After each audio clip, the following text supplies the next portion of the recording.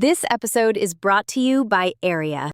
There's so much interest, and beyond interest, it's almost like fear of missing out here, that people feel like they have to rush out and do something with AI, that it's an existential threat. If we don't adopt AI, we're going to be left behind. Or if we do, it's going to somehow catapult the business forward. So every retailer is asking those same questions right now, and some of them are moving maybe a little too fast, and that has set up some challenges.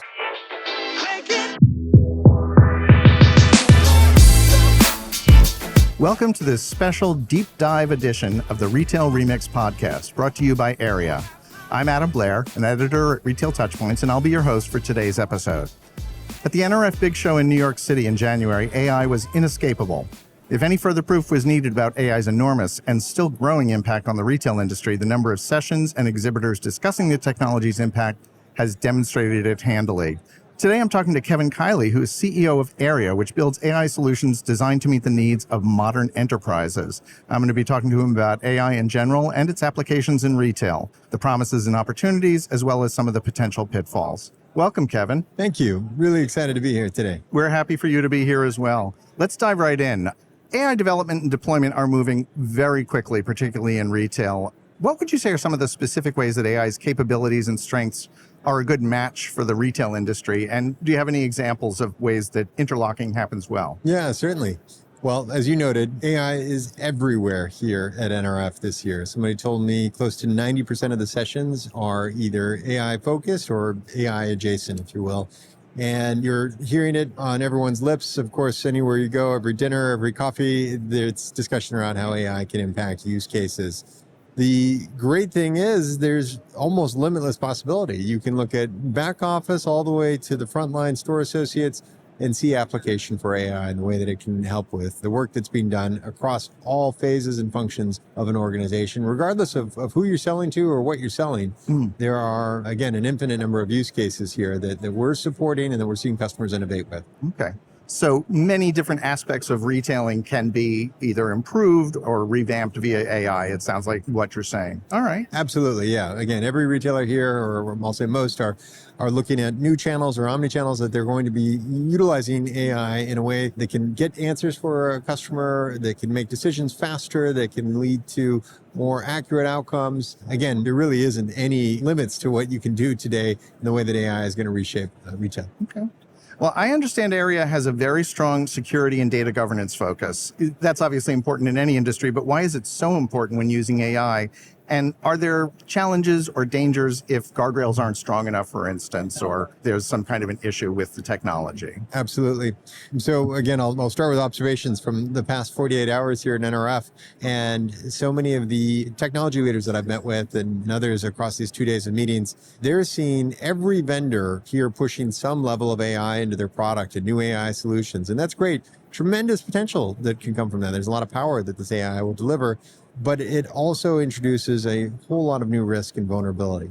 AI agents are, by definition, they have free agency, right? They have the ability to go do things. They're autonomous. You're empowering them with that. You're giving them access to sometimes your most sensitive data, business critical systems. All of that, again, leads to a lot of capability, but it also means that if something goes wrong, it can have tremendous impact and shut it down. And that's where we typically will start, is our offerings will go in and do the discovery across an organization, find out where AI has been deployed, how it's being used. Some of this is AI you know about from existing vendors. Some of it is point solutions. Some of it is AI that departments or teams or even individuals have purchased, and often without a coordination. Now, again, that leads to new risks as someone has to be maintaining it. If I'm building an agent that's going to be really, really important, but it's inheriting perhaps my permissions or my identity, it's difficult to know who went into that system and accessed something or made a critical change. And how do I stop that? Or if that employee leaves, how do we ensure that this keeps running? A lot of new questions that the existing tech stack just was never meant to address or isn't capable of. So we'll start with doing that discovery, as I say, apply some security, some guardrails around it, shut down the rogue AI that you don't want that's at risk, and then let's fortify what you do want to keep running and make sure that it's being done in a compliant way. So a lot of governance that we can apply around that, regardless of where you're doing business and what jurisdictions, what regulations you might be subject to, but also your internal policies will give you the ability to prove that you're doing the right thing, have good audit and observability capabilities to show you did the right things, how decisions and actions were taken, and evidence those if needed for a regulator around the world. This is reminding me of when mobile technology first came in. I'm showing my age by saying I was here for that. And a lot of the discussion in retail was, do we have people use their own mobile devices or do we issue them mobile devices? And one of those questions, of course, was, well, they'll spend their time doing other things. Now, it sounds like with AI, because everything is so interconnected, that's an even bigger danger. Yeah. Adam, you're hitting on a very personal part of my story here as well. I was fortunate to be part of the early team at AirWatch. AirWatch was a mobile security, mobile device management platform. Yeah. And I can see by your nods that you know it. Of course, NRF was huge for us because we came at the right time when all of those devices were flooding organizations, and in particular in retail, where you had mobile POS and other capabilities that everybody wanted to employ, but similar challenges. There's a lot of parallels. As you said, some of this could be personally owned, BYO AI. Back then you had BYOD with employees wanting to use their own devices for work, and you wanted to enable that productivity, but you wanted to do it safely. I would also say the multitude of technologies is another parallel. So back then you had, of course, Microsoft Windows, you had BlackBerry, you had iOS from Apple and Android. All of them had their own capabilities and their own weaknesses and strengths, if you will. Most of those devices back then were consumer, so they didn't have any onboard encryption or way to be managed. And that's a lot of what AirWatch did, was sort of abstract you from the nuance of each of those platforms so that you could manage policy at a global level and ensure things are being done the right way. It's a lot of what we'll do here for our customers as well, as helping them support whether it's OpenAI, Anthropic, Mistral, or any of the other powerful AI capabilities that they want to employ. We can give them one way to manage all of the security, the governance around that, and help those technologies work better together for the outcomes they're trying to drive. That's some of the orchestration functionality that's really important to what we do. Interesting. Retail just got smarter. Meet a platform that makes AI effortless. Say hello to AIRIA, the no-code, low-code, and pro-code platform transforming retail with AI. Whether it's optimizing your inventory, automating customer support, or personalizing marketing, AIRIA makes it easy for everyone. No tech expertise required. Secure, fast, and built to drive results. Ready to make AI work for you? Visit AIRIA.com/retail touchpoints to learn more. That's AIRIA.com/retail touchpoints. AI made simple for retail.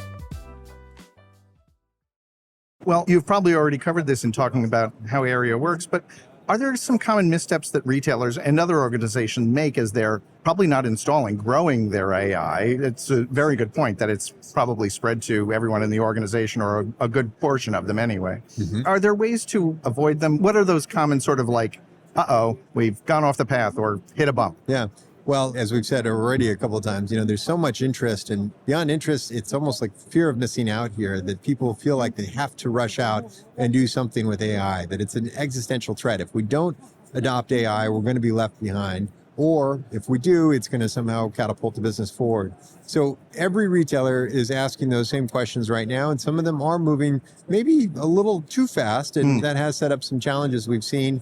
We've talked to one retailer that had a really critical part of the way that their employees were working based on one of the models. And these models, even though they're all big multi-billion-dollar companies, many of the model providers are still dealing with challenges in scaling their services. So this business critical application, unfortunately, was built on one of those models that had an 11-hour outage. No one could access the data, the system. There was nothing they could do. It would just continue to spin.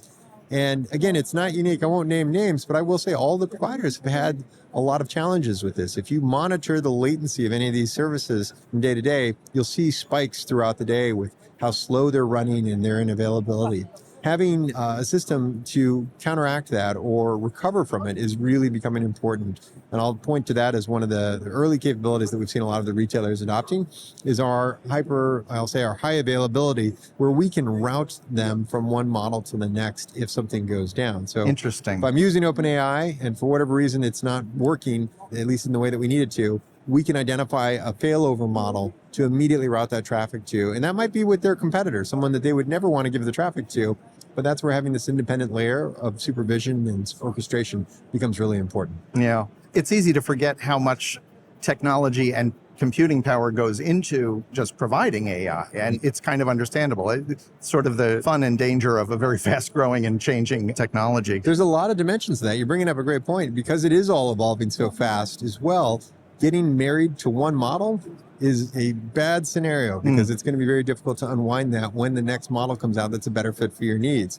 And right now it's an arms race between these providers. Wow. And whatever comes out today that is the best will be eclipsed by someone else, within the next few weeks. You can almost guarantee that. We've seen that time and time and time again over the last few years, that how quickly they're all evolving and getting better. So not only being able to move to another model because it's a better fit, it may be more efficient for your costs. It may have less of a carbon footprint. It may be more secure, and it may be more accurate or more performative for what you're trying to do. So that's where, again, I think it becomes really critical that as you're building out these architectures, you have an orchestration layer like ours that allows you to move between different providers and technologies. Yeah, that flexibility is probably extremely important. I have this question about AI as a black box that, you ask it a question or you set it a task and it gives you a response, but you don't know what it took to get to that. I'm way oversimplifying, obviously. Is this an old fear that has faded? Is it still a challenge to adoption? And if it isn't, you've mentioned audits and some of those things. Are there things that AIRIA can do to help open up the black box, as it were? Absolutely, yeah. And it is still very much an issue, to be clear on your question. And that's where we offer observability capabilities to track everything that's both going in and going out. Again, this is a common question I've heard from others at the conference this week, is that sense that this is a little bit of a black box. I don't know exactly what my employees are putting in, and I certainly don't know what's coming out and how accurate it is. We've heard a lot over the last 2 years about hallucinations, and that continues to be a challenge, where AI models very confidently will sometimes give you the wrong answer. They'll invent some sort of response that isn't based in truth. So we have capabilities to do alignment checking to validate that the response is rooted in the prompt or the data that was used to train the model, so that there is some basis in that. And we'll rate it on that confidence to indicate where we have concerning responses or perhaps the model is going off the rails. And this happens over time. It's not always instant. You may have heard the term model drift as well, where these things will sort of evolve and get further and further from what they were designed to do, and accuracy degrades as part of that. Or worse yet, it may get completely wrong and go a different direction. So this is a real concern. It's not going to go away anytime soon, and something that everyone should be thinking about. Yeah, they need to be aware of it. Okay. Another concern that is not specific to AI, it's any new technology, is showing the business use cases, showing the ROI from deployments. I've certainly seen reports about really, really positive deployments, sales volume, more customers, et cetera, et cetera. But I guess I'm asking, can AIRIA help these retailers get actual value from this and also show it? Because it sounds like, demonstrating that actual ROI is going to be important for whatever's next. Truly. And to the earlier point, so many of these organizations today are rushing things out, hoping that it's going to work. And there isn't really validation yet behind it. That's compounded by the fact that there's so much of it happening. This AI sprawl that we've talked about already, where I now am getting invoices for all of these new services and technologies and capabilities that existing vendors are turning on. It's very difficult to sort through that and hopefully do some chargeback to even begin understanding if we're getting a return on the investment that we've made in these tools. So we'll start from that basis. We can give very detailed insight into where AI is being used, how it's being consumed, even set boundaries around it to throttle consumption if someone is way over budget. If we see a project, it could be that AI model is stuck in a loop and it's just burning through tokens, and that can get very expensive, millions of dollars if it's not interrupted and paused. So not only can we stop that, but then being able to set boundaries, make sure that there's clear communication when one of these is running over budget or is being over consumed. We can then interrupt it, as I say, and stop it from consuming further, or just simply send a warning to someone that it's happening. After that, being able to track back answers, give you that full audit capability to show how it was used across a given period, who used it most, how it was being consumed. All of that helps build into some of the return on investment calculations that these organizations are trying to do today. Totally makes sense. All right. You're talking to a lot of different retailers and companies. You have that advantage of seeing what they're doing. What area of retail operations could be anything from customer facing to all the way back to the supply chain? Which are you most excited about? Where are you seeing the real sort of bang for the buck action with AI deployments within the retail ecosystem? Yeah. I'll point to a couple of areas. We're now closing in on 500 customers, so we've got a pretty informed perspective. And a lot of those are large retailers that are using this across a variety of use cases. I think on the sort of front side, you'll see that positions that are historically high turnover, perhaps store associates, we're able to make big impact on the way that they're onboarding new associates and getting them trained up, providing them with intelligent resources that not only offer some of that information that they might be looking for, but help guide them through the process of doing the work that's needed. A number of retailers using it that way, all the way to the back office. I was speaking with a customer this morning where we are doing a lot of work with their legal team. And they have lawyers that would spend days, sometimes weeks, reviewing supplier contracts and agreements. The story he told me today, in one of these, the contracts are typically anywhere from 100 to 300 pages. The worst thing that can happen if you're one of those attorneys is getting to page 275 and finding that there's some toxic term about where the product is being constructed or built, or labor, or some other issue that would prevent them from working with them. I've now spent days getting to that point in the agreement when this was a non-starter because we just can't work with an organization that manufactures in that country or something along those lines. Yeah. Our agents can typically run through these agreements now for the customer in less than 10 minutes. And that's, again, can be hundreds of pages. Identify all of those positions that would sit outside of their tolerances, wherever their legal playbook is, if you will. We'll find those positions, flag them to the attorney, and even suggest edits or compromises on some of these when it's more of a contractual issue. That's made a massive impact in the way that they're working and their efficiency, and not just being hyper efficient about the way that they review these agreements and being able to shave off a lot of time, but also more accurate. That we're going to find positions that sometimes get missed, or when you're working through a document of that size, it is easy to sort of lose track and skip a page. And unfortunately, that might be the one that had the really ugly term, the toxic position. Humans are wonderful at many things, but reviewing 300 close type pages is probably not our best use of our time. Well, I'm going to end up with a sort of an unfair question, which is your AI forecast for 2026, because I think we're all kind of foolish if we can forecast exactly what's going to happen with AI. But I'd love to have your take on where you think the technology will be going if we both came back to NRF in 2027. What would we be talking about in terms of AI's development over that past year? Well, I'll offer both a positive and a negative. Okay. I think on the positive side, the only constant is going to be more change, that this evolution is only going to accelerate. We're going to see more capabilities coming online, and that will mean more use cases where AI is really making a positive impact. The downside of this is that things are getting a little frothy, and I'll be the first to say it. I think there is somewhat of a bubble forming around some of these technologies where the amount of investment and hype just won't translate into real impact, and we're going to see some of that retraction that will have to happen because of it. Yeah. And one issue that might be particular to retail is, even if agentic AI is growing fast, and it seems to be, it's still a relatively small part of the purchasing spectrum at the moment. It could obviously get much bigger. So it's what I always tell people is like, well, if somebody says they have a 200% increase, what were they starting from? 1?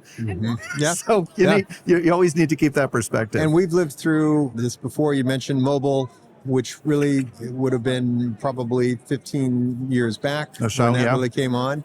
And then maybe 15 years before that, of course, was .com and the internet. Yeah. These were huge seismic sort of transitions for retail as an industry in the way that business and commerce was getting done. This will be another one of those, no doubt about it. I think we can all agree on it. Inevitably, though, that there is a little bit of over-rotation. There was some hype along those ways. You wouldn't try to suggest that things didn't change in a really big way with part of that. But of course, we saw the .com crash. And even with mobile, there was some hype that just never really bore out to real impact. Sure. But you see it as one of those types of watersheds that's really like people talk about before e-commerce or internet. Absolutely. And after. Yeah. It'll be not before only AI. put it up there, but I would say this will be the biggest of those three. Yeah. Wow. Okay. Well, Kevin, thank you so much for spending some time with us. We really appreciate it. And thank you for joining us for this Retail Remix deep dive session. Thank you again, Kevin, and thanks AIRIA for their sponsorship. Adam, it's a pleasure. Great to be here today. Thank you. Thanks for joining us for another episode of Retail Remix. Be sure to subscribe so you don't miss a future episode. You can find us on Spotify, Apple Podcasts, YouTube, or your favorite podcast app. Until next time, keep mixing it up.